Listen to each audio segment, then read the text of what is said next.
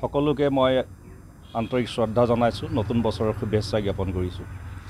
আজি আমি একলগ হৈছোঁ। আজি ৰহা ব্লক কংগ্ৰেছ কাৰ্যালয়ত আনুষ্ঠানিকভাৱে অসম গণ পৰিষদ দল আৰু লগতে AIDFৰ সমষ্টিৰ সভাপতি ৰহা ব্লক কংগ্ৰেছ দলৰ কাৰ্যালয়লৈ তেখেতলোক নিজেই আহি আজি কংগ্ৰেছ দলত তেখেতলোকে আন্তৰিকতাৰে যোগদান কৰিছে। গতিকে আজি তেখেতলোকৰ যোগদানে আজি ৰহা সমষ্টিৰ কংগ্ৰেছৰ ভেটি অতি মজবুত কৰিব বুলি আমি আশা ৰাখিছোঁ।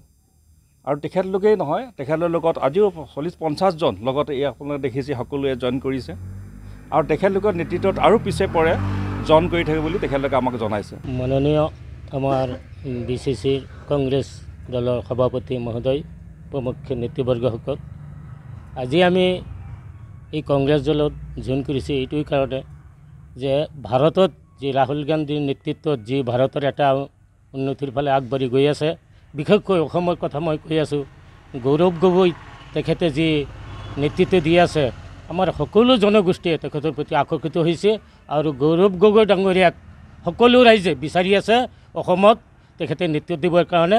আৰু বিশেষকৈ আমাৰ ৰহা সমষ্টিৰ যি আমাৰ ব্লকৰ সভাপতি মুকুট দাসদেৱ, তেখেতো বহুত পুৰণা মানুহ, কংগ্ৰেছত তেখেতৰ বলিষ্ঠ নেতৃত্ব আছে।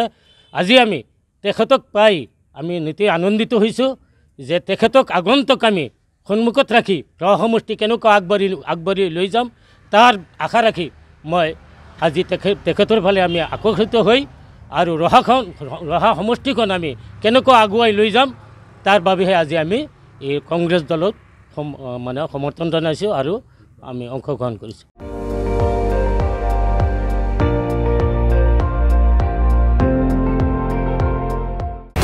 আপুনি চাই আছে ND24, সৰ্বশ্ৰেষ্ঠ নহয় সৰ্বোত্তমৰ দৌৰ।